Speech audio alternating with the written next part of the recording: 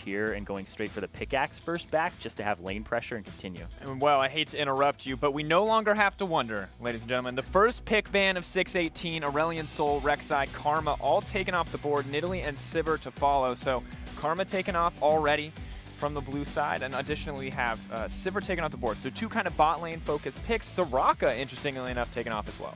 Yeah, I think this draft is something I was very much, like, this is very predicted, to be honest. I think Sol right now for mid lane is really the strongest because a lot of the mid lanes got nerfed, like Talia nerf. And Aurelion Sol is just really brutally strong in the mid lane for how the laning phase goes early on, like 1 to 5, 1 to 6. There's not much you can do against Aurelion one-on-one. He just pushes the lane and just roams. Yeah. And for the rest of the picks, Karma and Soraka ban seem pretty expected for how bot lane is played right now. It's mostly played for the lane dominance and lane priority, just being able to shove in the lane and roam. And Karma and Soraka, even though Soraka's not really the pushing type, it's really hard to push into Soraka. Yeah, and she just allows her AD carry to trade over and over again, and Karma has lane bully, actually allows you to get level 2 advantage very quickly with the AoE of the Q and just pushing. So having that taken off the field, I think that this is kind of a very telling draft of where we are in terms of the meta. A lot of people just have 615 footage to actually look at. So there are going to be a couple things in this draft like that Elise priority here, because Gragas is gone now, not a high priority at all with the Rek'Sai ban. The first pick coming through makes a lot of sense. And Aphromoo actually picks up one of the last range supports that you can play in this meta that is like top tier. And I thought that they were going to go with melee supports because of the Karma and Soraka ban, but that's actually really interesting. And this is interesting that you bring it up. Nami and Caitlyn locked in. Caitlyn, a champion we saw a decent amount of across regions. Not a high priority pick, but occasionally picks up. Nami, kind of a big surprise for me here, I'll be honest. Matt, what are your thoughts on Nami? I've actually talked to a few players, most recently Xmithie. Xmithie's been talking to me about the sort of champion picks that most Worlds teams have been playing, and Nami is one of them. So just how lane dominant Nami is. Actually in a 2v2 lane, Nami is actually extremely hard to beat in any sort of range matchup since she doesn't rely on any sort of skill shots. She relies on using her abilities to trade, and she pretty much always wins every trade with her abilities up. And for Caitlyn, I think it's more of a pocket pick for Stixxay since I've seen him play a lot of Caitlyn in pretty much interesting situations in Spring Split, so I think he really has sort of affection for Caitlyn. Yeah, it's definitely his go-to pick whenever he's looking for a little bit more effective range and being able to control that mid-game and play the CLG Siege style. And because we're in 6.15 and 6.15 onward, the lane swaps aren't going to happen. So now the Caitlyn and the Nami being such a dominant lane, CLG could look to get an advantage here. And it even makes G2 last pick their bottom lane in the 4-5 slot there, because now you're just going to hide it forever. You're going to see what you're playing this into. And they went with priority picks for their other 2 lanes. And I want to talk about this because, I mean, bot lane is wonderful and it's interesting. We're going to have so much time to talk about it. But Syndra, we saw it in NA, rising popularity pick. Let's talk about Jayce. Now, we talked a lot about it in the boot camp, but I've just heard nothing but good things about this pick. I have heard it is so strong on the patch. Yeah, I've heard from my friend Zig. He's actually a pretty well-known NA player for Jayce. And yeah, Jayce has been soaring in popularity. He's a really strong laning phase, really good for a lot of the comps that people run nowadays. I think a lot of them focus on poke, and pretty much having the lane priority of Jayce, being able to push in the lane, go roam to another lane. If Jayce just walks straight to mid lane and just blasts the mid laner for half their HP, that could be a free tower or a free dragon or whatever. Yeah. And I think that Jayce is just such a very lane-dominant top laner, and he plays into so many compositions now. And now I'm just looking across G2s. It's kind of pick composition-oriented here. They have one of the best gank assistance mid laners in the entire meta with Syndra. Everybody else is kind of, not a lot of CC in their kit. They're looking at things like maybe a Malzahar is right behind her in that. And then the Elise, which is one of the hard CC junglers left, one of the only ones left because people are playing Graves, Nidalee. There's all of these guys that roam around and try to kill you, but not so much CC. So G2 are looking more at a pick composition here, and they actually do last pick their support actually quite a lot here. And the Braum, I think, is a really interesting pick here because against the Caitlyn with the Jhin, this is a lot of lockdown if you can get to that team. So before we move on, I'd like to talk about Poppy. Like, Poppy seems extremely weird to me because I've never heard anybody talk about Poppy yet. And yeah, it seems like maybe he's just trying to set up a... I don't even know if it's top. It's definitely top lane, right? Most likely, or it's jungle. One of those two. I don't know about jungle Poppy and Elise. That sounds actually really horrible. So I'm going to assume it's top lane Poppy. Yeah. And they're trying to set up some sort of good matchup. I'd assume Poppy's really good at setting up ganks for the Jayce. So looks like they'll be trying to get that getting going. The two things that I see here for the reason that you would pick the Poppy is, one, into the Jayce. Maybe it's okay because your W will block the Jayce Q when he jumps in the melee form. You can prevent a lot of that damage, and that's a big source of it. And then the other thing is, if you look at this composition, they didn't take a melee support. They took a very squishy support here, so you're going to need some tankiness somewhere else. And if it was just this Olaf in the jungle here for Xmithie, which is something that he's been playing a lot, had a little help from Rain over in the boot camp, then you're looking at a single tank composition from that Olaf, and he's not really going to be building all of that tankiness necessarily. He's more of a diver. He's more of that guy who jumps in, but he needs somebody to come in with him. So the Poppy alongside the Olaf does actually make a little bit of sense for that, but the Vladimir as well is kind of a little strange. You would think, I would actually think that like Ryze would come through for Huhi because it's just such a good champion right now. And with the Vladimir nerfs, I'm actually a little bit hesitant to say like who wins this mid matchup anyway. Like, is it the Syndra? Is it the Vladimir? I mean, I'm not 100% on this patch. We did see a decent amount of nerfs there, and I'm wondering if they just picked the Vladimir just to have a safe mid lane option. Of course, despite the nerfs, it still can just kind of look to control the wave, look to farm out and stay even in lane. Yeah, from what I've seen, especially for this game, I think what we want to be looking for is really just the styles of both regions. For NA's bot lane, it's really just our style of picking the range support, picking for the priority, and picking for the lane dominance. And for EU, just be picking the safe, scaling, and yeah, just farm it out. Yeah, it's very stylistically for these regions, but I think that that's really interesting of Aphromoo is like some people actually moved away from the range supports after MSI, but Aphromoo stayed on that train. He doesn't have a single Tahm Kench game this split, which is like kind of mind-boggling, but he's always stuck with things like the Bard, like the Soraka, like the Nami, and like bringing those out just to try and own the lane in a way. But now on 6.15, is that going to be one of the metas? Is that going to be the meta because you don't have the lane swaps? It's still up in the air. And you say stuck with it, but Aphromoo's playmaking potential on a lot of those champions has been insane. The Bard plays coming in from him, and that match against Envy in particular to bring it back was totally crazy, and he has been able to make a name for himself on these range support, despite them sometimes being a little bit weaker out of the lane phase. It's hard to make up for that difference between the Braum Unbreakable when Nami's such a squishy support. Yeah, I don't know if I would say they're like not as good outside of the lane phase. I feel like they're harder to execute on, right? Like you need a really good Nami bubble to actually justify picking Nami for that late game, as opposed to something like a Braum, where it's actually quite easy to execute on. You have zones of control and things like that, and actually a way to stun people rather easily with just auto attacks, right? And then have people follow up. Yeah, so Aphromoo has to be on point. Pretty solid setup overall. Of course, a lot of interesting picks coming in here. Poppy in the top lane versus the Jayce. Syndra Vladimir, kind of standard from 6.15 from what we saw for NA, but a relatively new pick for Europe. Now looking at this, CLG with the double ranged bottom lane, do you think they just take complete control here in the early game? The way CLG can play this, the G2 has is pretty much non-existent, especially in the early game. Until level 6, I'd say. So for the most part, CLG should be looking to push in, get a lot of priority, and just dominate the lane. I don't think they'll actually be going for the stop camp. I'm not sure what they're going to do level 1. Yeah, it's really interesting because G2 is one of the teams that didn't do too many level 1 camps. They actually interrupted camps instead.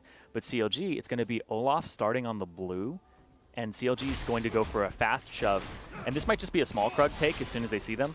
Oh, I see what CLG is doing. So they're actually going for a level 1 that's going to be maybe sort of cheese, but they faked leash on the Grump, but Olaf actually started on the blue. I'm not really sure what they're going for since they actually didn't do anything. They just sat in the tri-bush and walked to lane. Like, that would be a really good kind of cheese if they denied the knowledge of where Olaf started, but since they faked the leash, but it was actually just a real leash, but they didn't auto-attack the buff. Yeah, has this given them control of the lane? I mean, you see a lot of poking traded back and forth here. Yeah, right now for the laning, it's pretty much just expected. The way Caitlyn can just push in the lane, there's not much G2 can actually do. It's that effective range. As soon as you walk up, Sven's going to take some harass, and it would probably be actually level 2 first for CLG, even though the Krug went over. So yeah, small advantage there for CLG. But you can see, they don't get over greedy here on G2 side. They're willing to actually give up some of the CS, and it's one of the strengths of both Zven and Mithy that they know how to play the matchups. Even if it's an unfavorable matchup, they know what they need to do to actually survive it and get to that mid game. So, Looking at the game as we've seen it now, as I make random hand motions as we come back to As camera. I Hello, welcome take back. my knee off the chair. We weren't sitting down and relaxing, no. We stand all the time, I swear. So looking at this bottom lane, I want to kind of shift our focus away from there. I want to talk a little bit about the expected jungle impact coming in here. Syndra, you said, is a very good gank-assisted mid laner. Do you think that that is exactly where Trick needs to apply pressure, or can he kind of pay attention to the bottom side now that CLG are starting to push in? Well, if you think about, just pretend you're G2 and you're doing research on CLG, you're like, which lane do I want to gank? I probably want to gank Huhi. Huhi seems like a guy that, you know, he is actually in a bad place a lot of the time that you're able to take advantage of. You're going to get a CS advantage over. And he's been kind of criticized as being one of the weaker links of CLG. Now, in playoffs, though, he did actually have a better performance for himself. He did play a little bit better and got more attention. But overall, I think that it's kind of that pick to, you know, you want to bully Huhi out of lane. Huhi does have a little bit of a safer pick in the Vladimir. But I think it's just kind of to exploit that. Because PerkZ, I think he thinks he's way better than Huhi.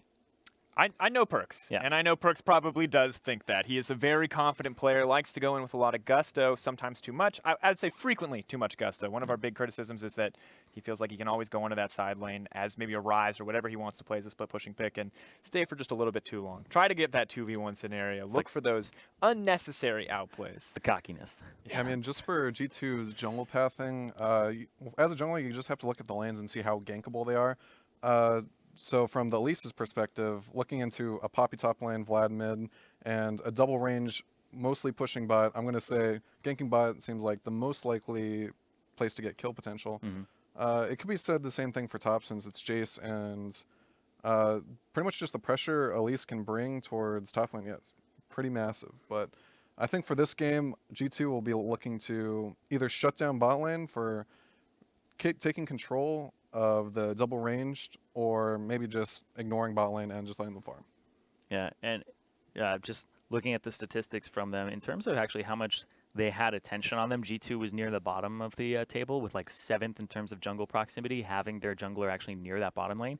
And CLG in playoffs actually jumped up to number 2 out of those 6 teams. So they actually got a lot more attention bottom lane, but which is kind of strange here because it was that blue buff start from Xmithie, and which is actually kind of a really strange start on this patch. Usually, like I want to say 90% of the time, we're going to see junglers start on the top side of the map so that their bottom lane can actually get a camp. And then they come and make that route to come bottom and get their first gank there at like 3 minutes. But everybody's kind of farming this game. Like even Trick is going through his jungle, full camp side clear for Elise on that left side before he even does his red buff. So he's not doing a buff to gank, he's going for a possible level 4. Which is interesting. So Olaf, not a pick that we have seen in a few patches, at least over in EU. Now I'm curious, how do those two face each other in terms of invade pressure? Can Elise look to invade that Olaf? Or is Olaf kind of just at the mercy of this Elise in the early game? Of course, she can be kind of a terrifying champion. I don't know, for like jungle, I think Olaf will be able to evade Elise. I think Olaf's whole mentality will be to kind of evade Elise, just farm wherever she's not. Because, yeah, he doesn't have flash. Elise 1v1 will be able to chase him out. It's really just about Olaf getting sort of a level advantage for how fast he can clear over Elise and hoping that none of his lanes will be susceptible to that Elise gank. Yeah, and when you pick Elise, you do have to get those early ganks off right now, but she's one of the only junglers that can really do it quite easily. That's left in the meta at the moment. So if he doesn't actually get an advantage there, the Olaf will outpace him in the jungle, possibly go for some of his own camps and go for invades. But I want to see what Xmithie does because he has been a jungler that in the past has always risen to the occasion. He always kind of plays to the level of his opponent, even if it's like rain over, right? Sometimes you're not going, or sorry, you never go, man, Xmithie just got rolled by rain over. Oh, he just got rolled by this jungler. Like Xmithie is usually neutral with that jungler. He's a very neutralizing guy. He will actually stop a lot of their power and what they want to do. And that's what I've noticed is his strength throughout the entire split. So looking at these two teams, I want to take a chance to talk about team compositions once again. New picks, kind of new identities for a lot of these teams. We've talked about what the Olaf can do and what it can bring to the table. What do CLG want to do with this composition? It seems like Stixxay is that big, obvious damage source as we move to the mid to late game, but what are we looking at for play in the early game from this team? It's really clear to me. CLG picked a lot towards teamfight, just 5v5, controlling objectives, and I think their whole game plan will be getting bot lane control since they have pushing bot lane, getting vision around dragon, controlling every dragon, basically just baiting G2 to fight them at any objective because they have all teamfight champions that are very good at waiting for the enemy to walk into them. Unfortunately for CLG, they do have kind of not much options against the poke from Jayce, and Jhin has a very good amount of poke with his ult and W. Yeah, and even if you wanted to get close with something that's like hard engaged, this Syndra knocking you back with the scatter of the week, it's just very hard to get in on this G2 squad. So CLG will have to get 2 objectives first and not get poked down while they're on them, and force G2 to actually come closer to them. And I think also something that you were talking about, Matt, here is if you look at the CLG composition, they really only have 1 winning lane, and that's that bottom lane. And that's where you have to get your advantage here, because you have 2 losing lanes in both the Vladimir and that Poppy. Yeah, CLG will just be looking to get to objectives first. They don't have very good engage, so it's mostly just about getting the control bot lane and hoping they can snowball whatever advantage they get from their bot side of the map. Now, of course, very exciting stat there. Aphromoo has never won a game as Nami.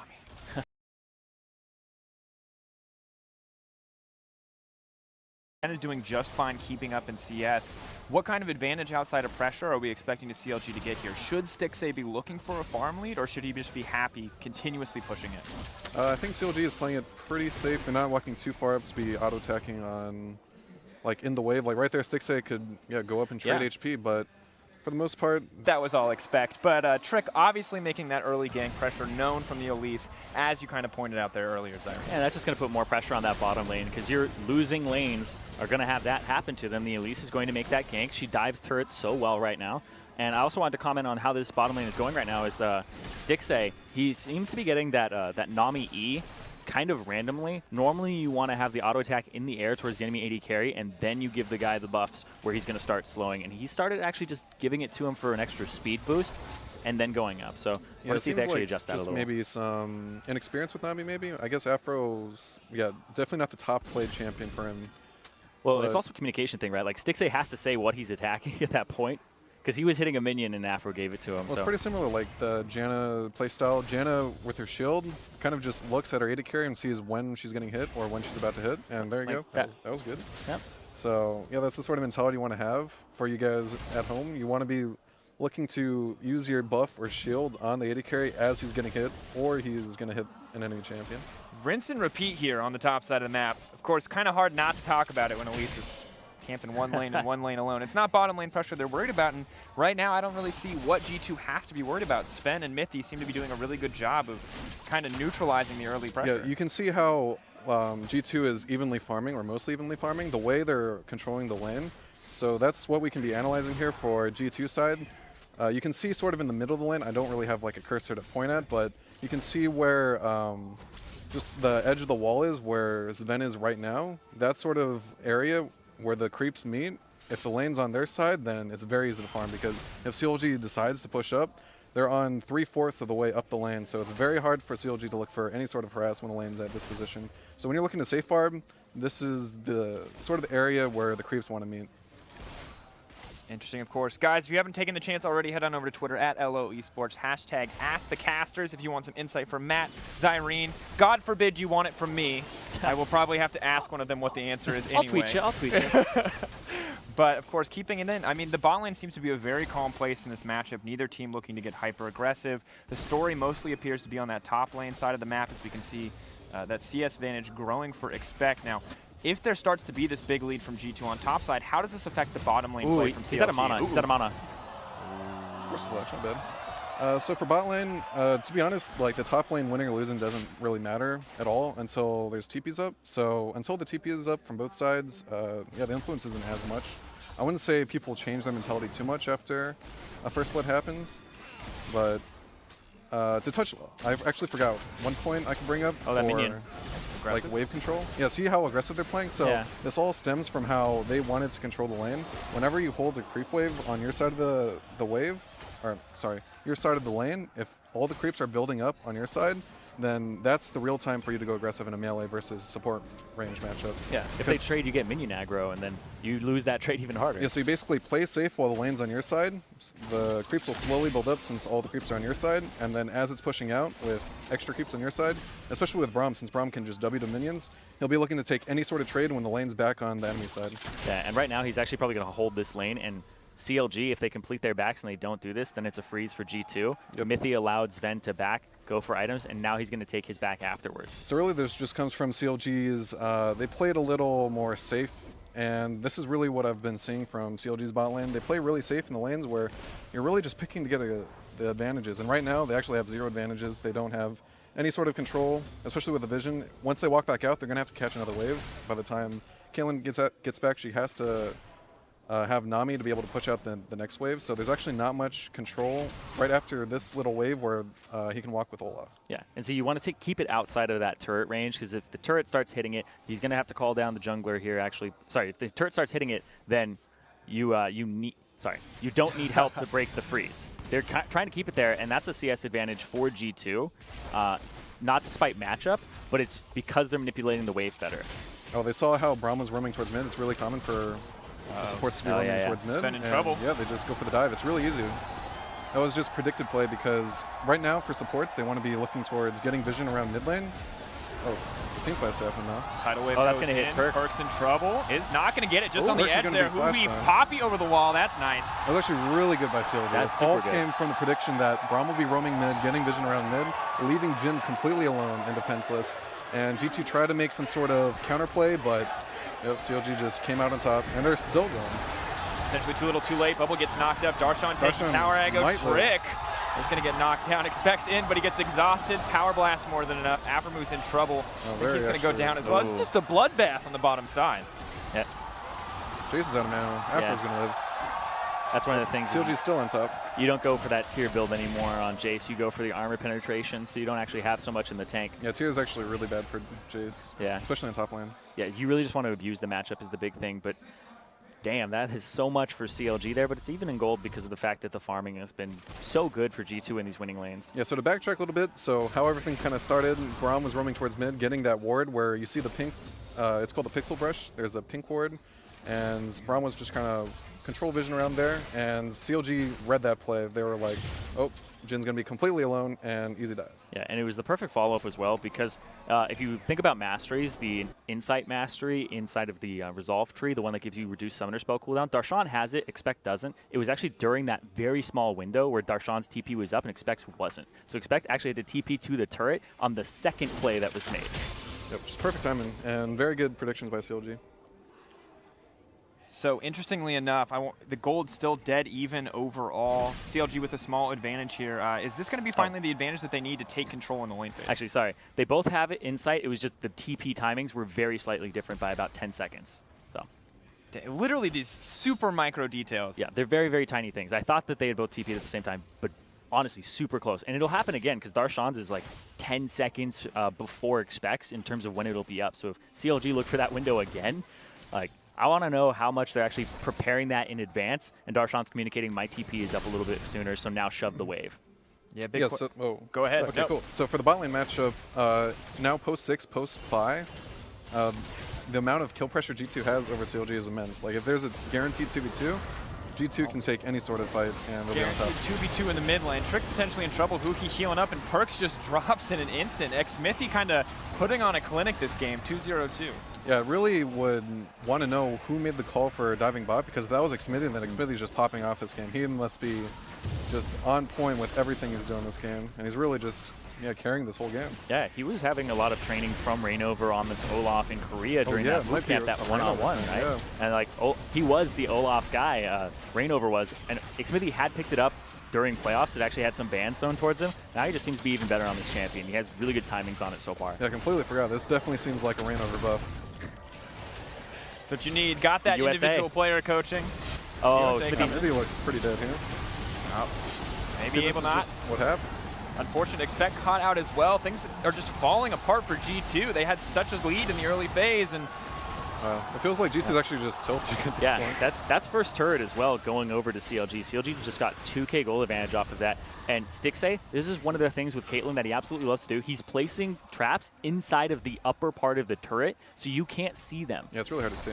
Like, I would actually love a replay of that because the way that he positioned it actually caught Mithy out because Mithy was trying to path around that wall, and it's up towards that part of the turret. Yeah, it's actually something I wanted to bring up towards Riot. I'm hoping that traps get some sort of outline when there's particles above it. They hide so much. you don't like the sneaky traps? No. You don't like that? I'll pass on that one. Well, let's take a look at that setup one more time because it was so good. I mean, kind of abusing that vision to get this setup good. You can see just the edge of it. Yeah. Mithy trapped on the way out. Yeah, this is just G2 trying to kind of save their misplay from basically how they position. They're trying to take back what they lost, and they ended up losing even more. Oh, very nice job from Stixxay dodging that. I think they'll be able to tank these. Get to trade shots, yeah. They'll be fine. Decent chunk of damage. It was actually more of a mind game since he knew Elise was probably going to flash, and he was just kind of stepping towards dodging a flash cocoon. So good mind game, good dodge, good reaction. Things appear to be still going okay for G2 on the bottom side of the map, but Caitlyn's starting to get more and more items under her belt, the BF Sword, the Zeal as well. These champions not normally ones we'd consider to face each other in a 1v1, but who kind of has the edge in terms of power here? For the bot lane? Yeah. Oh yeah, so as I was talking before, the way the 2v2 works is if Braum can engage, they're just going to fall over. But if CLG, I mean, obviously CLG is a really good bot lane. They're not going to let that happen. They're going to be always on the edge and never guarantee any sort of 2v2. Of course, maybe looking to avoid it now. Aphromoo taking some time to roam with Xmithie. He's, of course, our focus here for the game. Are they just going to look for more picks here? They've gotten already a pretty decent lead from this. Oh, just some standard jungle support roaming. Yeah, this is really good. There's the axe. Oh, no. You see, Aphromoo doesn't even go for the bubble attempt there at first. He goes just for the straight exhaust. I'm not sure. Yeah. I mean, he was waiting for the flash and for the next X, though, so the X missed, and yeah. So that was pretty much him. I think he was just going for a straight up kill there, because otherwise you bubble during the slow to get the flash instead of the exhaust for the flash, because then you save your summoner spell. Second turret now going to drop for CLG. They also got the first Brit goal, so they got themselves a pretty decent lead. And honestly, you know, Stixxay, a player we always have to talk about as an AD carry, but Aphromoo and Xmithie have been making these plays kind of happen. This is actually really different for CLG. The pace is very, very high right now. They were an incredibly slow team previously. So it looks like this bootcamp has been paying off for them. Yep, this is actually a nightmare for Trick right now. To play an Elise and get your lane just shoved in mid lane and bot lane, no way to farm. She's going to fall so far behind and end up being the squishiest person on the team. Aggressive engage. Stixxay stun lock, though. Will they have enough damage? Yeah. Stixxay set to fall. Wait. Oh, the Spiderlings. Wait, he actually went down though. Oh, no. Here it gets turned around. Oh, maybe not. Mithy trying to make his way out. There's another huge, kill though. for Xmithie. Wave coming in. Just seems like there's nothing G2 can do. Like, Xmithie has 100% KP right now, and he has 5 of those kills. Like, this guy's just a monster right now. This is actually insane.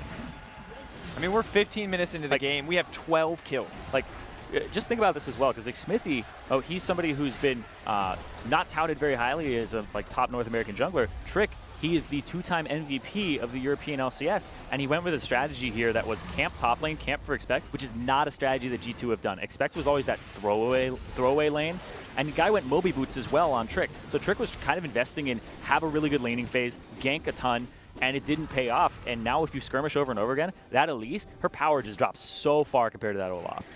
So if you think about comps right now, the lead that CLG has, it's a 3K gold lead, but in reality it's more like a 7 or 8K gold lead. For how their champions are and how they can keep playing this game, I think it's really hard for G2 to come back. Yeah, and one thing to note though is Darshan is behind top lane by 40 CS. I don't know how much that actually matters though, because the Poppy's just going to stack armor against this Jayce. So the Jayce is not going to be too effective against that Poppy. And I don't know what Expect is going to do. He's going to have to step up because he's not been their star player at all. Everybody else on this team actually has had their names mentioned so many times. Expect is kind of the unsung person of G2 because he doesn't get any help. He got help. Well, everybody else kind of fell by the wayside. Kind of a scary place to be. It seemed like Zven and Mithy were doing a good job of kind of minimizing the ability for CLG to take control on the bottom side, but Xmithie, the massive surprise in this game. Everyone had kind of counted him out against Trick, and he's... I mean, this is the Olaf clinic right here. Yeah, this is a guide to play Olaf by Xmithie. This is a bot lane stream, and we're talking about the jungle pretty much. And we can't not. I mean, 1-1-5, good score to start for Stixxay. 0-1-7, Aphromoo also doing well. I feel like Mithy and Zven are trying to do their jobs, but the man who's making it impossible for them to do so is right there in the jungle. I mean, we could talk more about how CLG wants to lane aside. Your lanes to allocate. They want to send their bot lane to the side with the objective they're going to be going for next. And obviously that's towards top tower or Rift Herald. So with Caitlyn and Nami top side, they'll be able to get full control of the top side whenever they please after they get the lanes pushed in. Of course, though, Stixxay itemizing with the Runaan's Hurricane as the first item there. Really easy for him to put the pressure on here against the Jhin. And you can see as this wave hits, Olaf is near that top side, getting control. Elise, Trick is also up here, and they're both just trying to sweep out these wards and make sure that that top lane push can actually be executed on if they want it to. But they know, actually, I think the big thing here for CLG is they don't have TP advantage. That's pretty interesting. I didn't know most Braums go points into E after Oh yeah. I've seen that a little bit, but yeah, I guess Mithy definitely prefers putting points in E after level 3. He's 3-1-3, yeah, in his build. It's mostly just for CDR, but I don't think he's building any CDR, so it's kind of interesting. Maybe just damage reduction. It makes him tankier. The more levels you get, the more damage reduction you deal after your initial shield shot. Yeah, solid place to be. Of course, something you have to take into account in those trades, but despite the lead CLG have, they're still putting a lot of respect over to G2, not trying to get aggressive there. Well, I don't think it's about aggression. It's just about taking whatever's free and just backing out. Because if you ever trade your HP for an objective, then the next objective you want to play for, you have to recall. So obviously for CLG, they're not ever going to want to recall until this top tower is taken. Yeah, it's going to be a very slow sort of bleed out situation, and already G2's just pushed out, so they're going to be taking either the tower here or most of its HP. And this is how you play that Caitlyn. I mean, he maxed trap first, put 3 points into Q for the wave clear, and then he maxes the trap. And that's kind of, Stixxay has been a huge proponent of these traps and using them. Even when people weren't really playing Caitlyn, he was always just, oh yeah, this is really powerful. You get 5 traps, it's broken. So you just section off the lane and make sure that they can't break the siege. And G2, they do have some poke, but it's still not enough to actually deal with something like that. And while this may not have initially looked like a siege comp, it just feels like when this Caitlyn gets to get ahead in the early game for free, when you've got an Olaf to back you up, no one's going to contest her on pushing that tower. Well, it's just about the sort of play style. You want to be, when you get any sort of big team-wide lead in a competitive game and you win in the late game, you have a team comp that's focused on getting objectives, all you do is just wait for objectives to spawn. Yeah. There's literally nothing you have to do besides be at the place at the time with ward zone, and you're just golden for the game. Yeah, it's like, are you going to get outscaled? Probably not.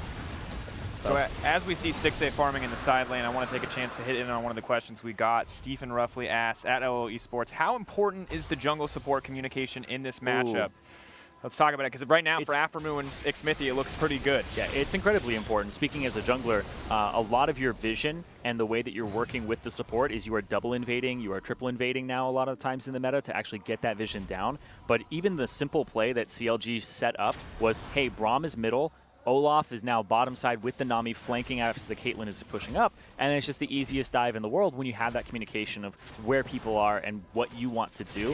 I think it's just one of we talked about it like last split a lot, not so much in summer and spring we did, where it's like that's an incredibly important communication to have that synergy with your support in jungle. Yeah, it's definitely not a matchup thing. In competitive play, it's actually extremely crucial to have jungle support synergy, because any sort of early game and mid game leads come from the synergy to get vision down and controlling objectives, which comes from the jungle and support being on the same page and invading for whatever vision or getting pressure. Yeah, and Xmithie even goes for something like a Sightstone as well to help out. And you see Trick still helping in the vision as well, but look, they're just trying to kill Zven. Extremely aggressive. I don't agree with this at all. It's aggro. Yeah, it's actually really uncharacteristic. Yeah, Darshan's not TPing either. It's a 5-on-4. Oh, another flash Cocoon goes wide. I don't think it's Trick very misplaying. It's just Stixxay is kind of. Oh, so here comes the TP finally. So they're trying to counter engage now. Yep, they're taking this team fight. Trying to run. Here comes the ultimate. Just going to leap into the air. May try to leap down. Huhi on the front line. Now Baron is up, off. so I think it could. Well, not anymore with that much HP being taken down, but they'll be trying to siege this tower slowly. Yeah, you gotta watch out for that Jayce poke. Expect still has a little bit of mana left. Yeah, I don't think without getting a kill they can do much. No. You're just never certain. You never know if he's actually going to go commit for it. I don't know. Low health Olaf, always deceptively strong. Could just rip through you in a second there if you get into that melee range. But things still seem to be going relatively well for CLG. They're continuing to build up this gold lead, but that play on the top side didn't seem like the right call. It felt like a little bit of over-aggression. Yeah, I think it was just more of maybe some excitement. Huhi really wanted to catch out Zven, but I don't think it really put them behind as much. It's going to be fine for CLG moving forward. Yeah, I actually want to talk about that early lane phase again. Like, Stixxay did not beat Zven. It was the team of CLG that actually beat Zven because they were communicating better. Mithy went for a roam to actually put that ward inside of the pixel brush like you talked about. So like people are going to walk away and be like, oh, you know, Stixxay and Aphromoo, they smashed Zven and Mithy. That's actually not Zven's fault. I mean, it wasn't true at all because G2 maintained a CS lead in a lane where you should be supposed to be losing. And it all came from team plays. Yeah. It actually came just from a really smart dive from Xmithie. Yeah, and I felt like CLG actually didn't play that matchup aggressive enough because if you're actually just allowing them to free farm like that and just push the wave back and forth, eventually they did disrupt that with the Xmithie gank, but that's a matchup that you should be winning by a small amount. But honestly, Zven was winning it because of the wave manipulation that G2 actually used. This is a pretty interesting room for Mithy. Trying to get some sort of kill with Jayce. It's a pretty common play for mid laners and top laners to sort of shadow themselves in lanes, but that's a possible play for supports too. So whenever there's a split push situation, support roaming is really good. Yeah, I didn't like that at all, though, because he went down there. That gives full Baron control over to CLG. Your support, other side of the map, you don't have your wards in the area. You don't have the guy who's going to be bringing those pinks there. So just look at the map right now. Yep, CLG has full control. Yeah, they were able to walk in because they were like, oh, 2 people bottom. Let's clear all of the wards in the jungle now. Sweepers on cooldown. And this is interesting. Sort of just, oh, yeah. I was going to say, 23-minute mark, vision going to be so important, of course, playing around this Baron. Where did G2 need to put their vision? For CLG, they've got that Baron pick control. What's the next step here for G2? I mean, they can't get any vision. That's the point. Like, there's no real option for G2 at this point for getting vision without getting the priority. So the way CLG is playing right now is pushing in mid and top, controlling the vision they already have set up, and guaranteeing that G2 has no way to get any sort of even shallow vision. The way they're even putting their wards down, they have no wards, so yeah, they can be free to just start Baron. Yeah, and remember you talked about how this is a composition at the very start where CLG wants you to walk into them. Yep, so right now they're not looking to finish Baron at all. They're just looking for a bait. to just come but in. if Darshan can actually stall them out long enough, then you totally do it. Yeah, it really just comes down to, okay, is the Baron low enough? Let's go for it. Like right now, they're zoning Elise off, so this looks like a free Baron. Yeah, slowly burning it down. Wave comes out, already used the hammer from Poppy. Yeah, Jayce doesn't have TP, so it was a really easy call for CLG to do. Top lane no TP, Poppy's at Baron. It seemed like G2 just gave up Baron at that point. Yeah, you couldn't face check, and by that time they actually went for it and said, okay, it's the time to do it. It's a little bit too late, but you can't fault them for that. They had no way to check. They had given up that control, and their champions just are not that powerful in comparison to CLG's right now with that gold lead, just because the scaling is kind of getting out of control. Yeah, it's just draft at this point. And of course, not just draft. At this point, it's also the massive early game lead that CLG are able to build up. I mean, what options are really left open for G2 when they're this far behind? You could probably get a pick with the Syndra on something like the Nami or even the Caitlyn. Yeah, I mean, there's no like real game plan. What G2's comms are is like, okay, let's get some shallow visions. Let's put maybe some sort of trap. Let's put up like a pink ward in this brush and sit in the other brush and just wait for someone to walk in. You're basically on your back foot for the rest of the game at this point if you're G2. And that really just comes down to draft. Like the way G2 drafts is they want to get early game advantages from top side and just completely snowball. And CLG just made some really good macro decisions for that one dive, and all the team fights they've done, minus that one in top, to continue their lead, has been really solid from CLG. So I really like, even though how the bot lane played out was not in CLG's favor, until that one macro play happened, it was pretty much just the start of the end of this game for G2. I'm trying to think about that macro play, like Mithy, if that becomes a habit of his to actually do that, that timing was so good. Oh yeah, I mean, it's definitely CLG. The habit of almost every support. Just the way supports path out of base is they don't go straight to bot. Yeah. Most AD carries go straight in a straight line, but for support, you go at the diagonal line towards like your Wraith area. Yeah. And you want to be checking all that area for pink wards, putting your own pink down, and basically just contesting all the vision around mid lane. It's also one of the best positions to be in because if, you know, it's kind of that you're prepared. If your mid lane gets ganked around that time, you can 3v2 and turn that gank around. Or if your bottom gets ganked at that time, you can get there in time. But that was just one where it was a very swift 1-2 punch. I mean, this game really just came down to CLG drafting a very safe draft and expecting to basically outplay their opponents macro-based wise, not skill-based wise in laning, but even though they did pick for a laning phase win, they weren't even looking for that. They were playing super safe. They were just expecting to be the better team.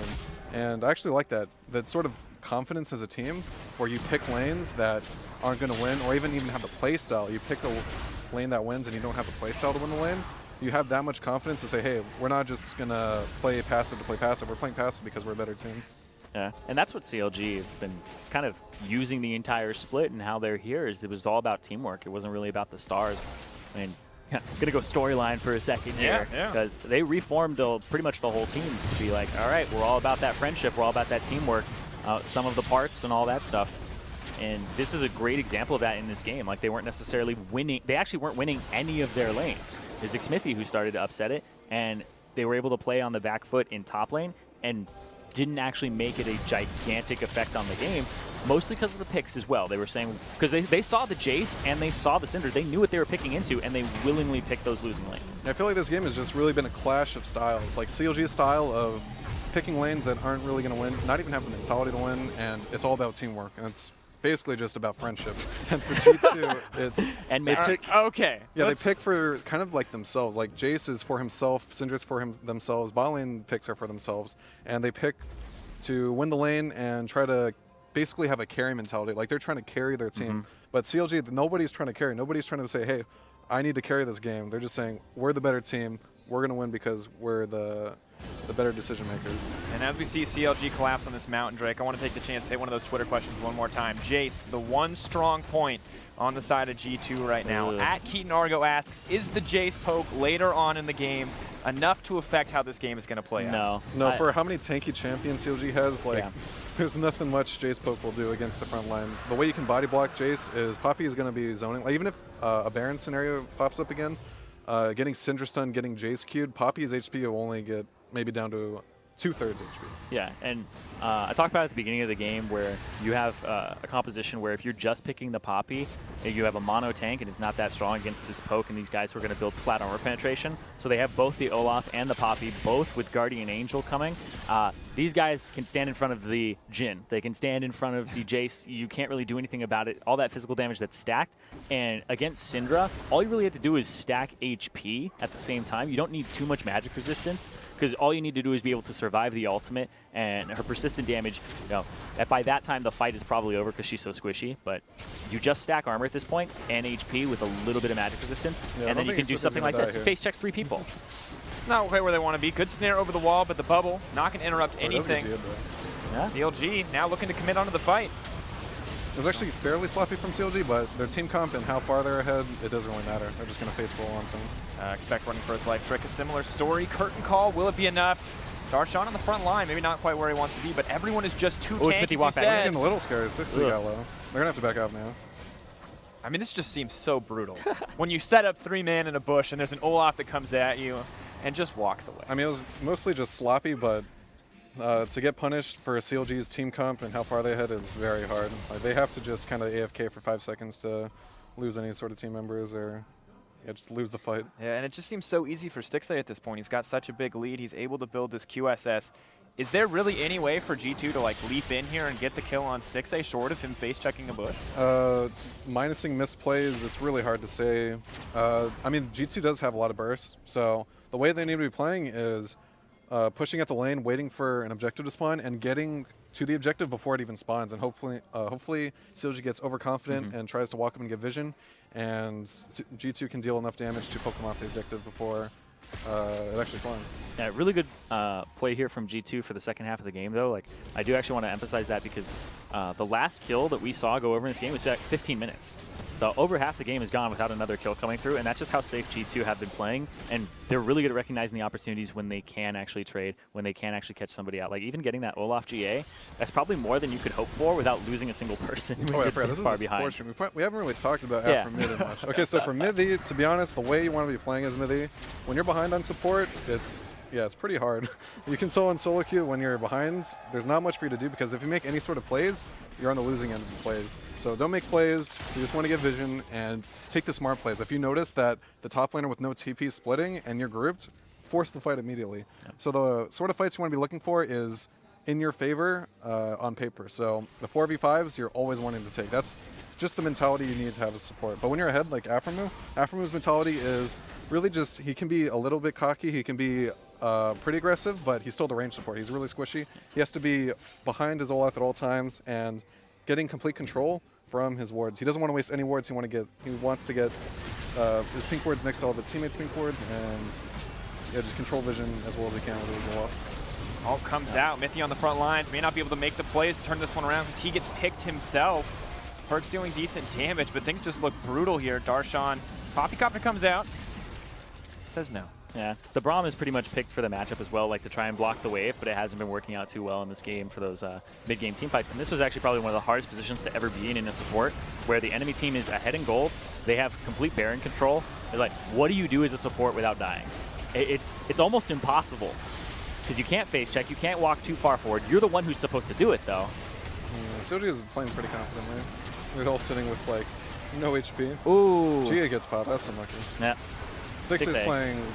Ooh, really confident. I think he might be dead. Yeah, I mean, playing very confidently. I mean, if CLG ever dies with a sort of team comp, that's how they throw. If any of them die, and G2 gets the footing back in this game, that's how they lose. G2 keep chasing. Expect has TP, runs in with Jayce. If he can get a pick here, then you can get Baron if you get the right person, but nope. I mean, this just looks near impossible for G2. CLG, so many low health bars coming out, but make it out instead. Well, right now, if you're G2, you can maybe look at the Baron and try to bait them into a fight like right here. This is actually pretty, Mithy. PerkZ is out of mana. He's not dealing much damage. Mithy going in, expecting he's done. Oh, expect he's gone. Yeah, this is lights out for G2. Yep. Double kill comes in. Stixxay looking to make it a triple. The long slow goodbye. Oh, the G2 flare. I mean, to touch on a little bit about the support before the game ends, we didn't really talk about team fighting. So for team fighting, the way Aphromoo needed to play that fight is follow-up CC. So even though CLG doesn't have much CC on the rest of the champions, with Poppy Stun, with Caitlyn traps, with Olaf slows, that's when Aphromoo wants to be looking to deal his CC. So once he knows the target's going to get slowed or stunned, that's when he uses his bubble, that's when he uses his ult. And obviously he's going to be using his W and Z on Caitlyn at all times. Yeah, this game was actually a little strange because it's actually around average game time, a little bit below at 34 minutes. And the way that it went was, it was 4 and 8, and that was off of skirmishes in the first 15 minutes of the game. And then it was all about just vision back and forth, G2 playing from a deficit, and then we just saw the last 6 kills go over in 3 minutes. And that's pretty much the game right there. So like, us not talking about the supports in team fights, we didn't really see too many team fights. We saw some skirmishes that maybe turned into one that nobody died in. Yeah, it's just down to the comps. When you have a comp that outscales team fighting based, you don't want to do any sort of skirmishes. You're very controlled and just bleed out the enemies very slowly and just take the win off of what seemed to be just one single good decision by Xmithie / Aphromoo, knowing that the Jhin was going to be alone at that timing, and they just took advantage of the whole game off that. So very well played by CLG. I think as a team, they're extremely strong. Yeah, I think the draft was really important, and then I think that G2 kind of tunneled on having these strong meta picks, and they haven't put all the pieces together just yet, because like, you have Jayce, Syndra, you also have the Jhin and the Elise. Like, these are all kind of S-tier picks in their role right now. And then CLG went with more of, all right, you know, we have this Olaf jungle, we have this Poppy, which is not on a lot of people's radar.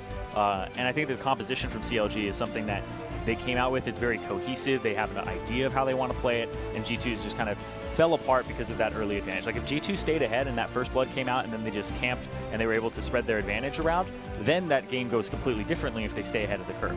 I mean, this is just why I respect CLG so much as a team. As individuals, they don't think much of themselves for like carrying the game or winning the game.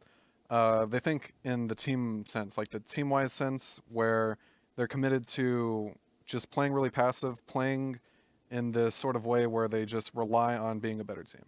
Yep. And I think that like even their mechanics, you can see at the start that like the wave manipulation in the bottom lane, like G2 did actually have them a little bit outclassed there, but it's the communication. Yeah, for sure. It's those things that you're able to call the jungler down and they can adjust their plan based on how the game is going. I think CLG, like, that's really, really good that they're able to do that. And that game is so important for the standings. Like, these guys are fighting for 2 and 3. Everybody has G2 as 2 coming out of this group.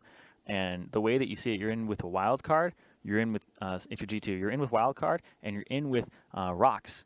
Like, are you going to upset Rocks to get that win back? Like, yeah, or is CLG going to get upset by a wild card? Like, that's what you have to rely on now if you're G2. That match actually means a lot. Yeah, I really love this result. I mean, just for NA pride, very like. I'm like I'm upset as an EU caster. I'm like, oh, I'm American. You're American. I can just take both sides of this. Yeah, I like that. That's good. When if EU won, you would have been happy. NA won. Hey. I mean, it looked good, and I think the thing we talked about, kind of the difference between, yes, S-tier picks, but it didn't really feel like an S-tier composition. No. They kind of left themselves vulnerable. Do you think that they could have won if it was just, if they had not given up those early advantages? Do you think they had the stronger Oh, for sure. call? I mean, G2, if they played without giving up that kill on Jhin and they continued the laning phase, they were poised to win that game for sure. Like, CLG's options, if they're not ahead, is very minimal too, because they rely on 5v5 team fights, and G2 would never give them any sort of fight. All they would do is control and choke out vision and slowly poke out all 3 lanes at the same time. They wouldn't focus all the resources in one spot. They would slowly push out all 3 lanes and the jungle and win because, yeah, they're the stronger champions and they're in the advantage. Yeah, and let's just take a hypothetical here for just a second. Mithy places that pink ward on that bottom right side of the river near the pixel brush. What happens then if that dive doesn't happen bottom? Oh, well, yeah, if that dive doesn't, yeah, if that dive doesn't happen bottom, the game goes completely differently because now PerkZ, he has lane advantage. He wave clears faster than the Vladimir after the nerfs happen. Keep him under turret. You can roam bottom as a Syndra. you can blow up this support. You can blow up this Nami. Like, if you free up PerkZ to actually roam around the map and use that pink ward to deny vision, like, that's a completely different game where you have 3 people, 4 people coming bottom, and then the answer from CLG is going to be a little bit lagged behind. Yeah, I mean, just from the game, you noticed how Darshan got behind because he got killed.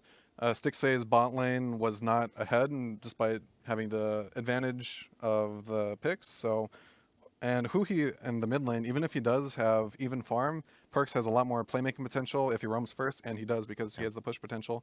And yeah, overall, if G2 was at least even, I don't see how. Yeah, they always had the advantage. Like, it's really hard for any sort of play to happen on CLG side if they're not ahead. Yeah, like, Nami becomes fish food very quickly for the Syndra. Like, just yeah. blow him up over and over again. And I understand what Mithy was doing with that ward, was trying to just set PerkZ up to go with that game plan. And it's that really small window. I want to say it's like a 20-second window that CLG actually used to make that play. And that's what this game comes down to in a micro sense, is those decisions that you're making when you're putting the ward, but for what gain? Like, Mithy's not there for no reason, right? They're trying to go with their game plan, and CLG saw it coming and made like a really good play that you were not expecting as G2.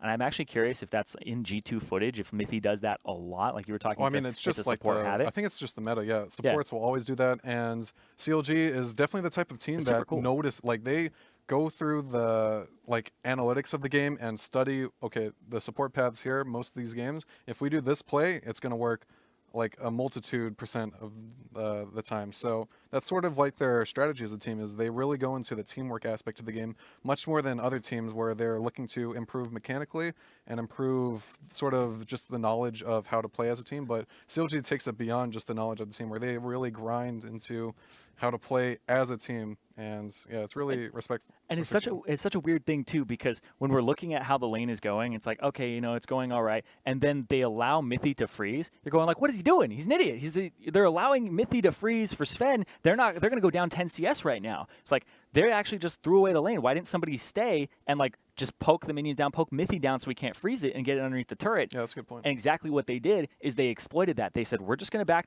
and this is the plan. Aphromoo gets a back timing before Mithy, because Mithy has to hold the wave. Then Aphromoo comes in about 4 seconds earlier than Mithy could possibly be there. Actually, that's a good point, because that's actually the exact cue I can think of. Like, me as a player, I would look for these sort of cues, and the cue of support being able to hold the wave, he's going to be at a mismatched timing of the Jhin, because Jin's already in base walking out. So it's really logical to say, oh, if Mithy is not respectful of the 3v1 dive, he's going to go roam mid for vision before he gets back to bot lane. And it is safe. If Olaf isn't there, it's really safe for Jhin to just farm 2v1, but not 3v1. And yeah, I think that's just the cue that CLG picked up on. I think G2 won't be making this mistake again, and many other teams won't either, since it's on the world stage. So this sort of play is kind of imprinted on their minds. No more leaving Jhin alone 1v3. Yeah, I feel like at that timing, you need to have your jungler on the bottom side of the map to try and prevent that, because you do want that ward around the middle to free it up, because if you have that ward and they don't, it's just a completely different advantage that you have. And if you have your jungler on that side of the map to maybe answer that play, then that's it. So it's like an adjustment from like all of these different players to try and counteract something, which is like super cool. Like, I love that CLG do this. Their level ones have been like this too. Like, they're really good at doing that. And deep really good research. to see CLG stay on the forefront of like using their analytical staff. Zix, consistently a guy we praise for helping prep this team for new metas. He's always been able to bring out new stuff. Aurelion Sol at MSI, now bringing out some interesting Jhin drive strategies based around that pressure. Things that looked so bad till that Olaf dive came in, now working out well. But up next on the player experience stream, we're going to be focusing on the jungle as we take a step away from the bottom lane. It's going to be Rocks, Tigers, Peanut. But for now, we're going to throw it over to the analyst desk, who are already breaking down this first game of the 2016 Worlds Group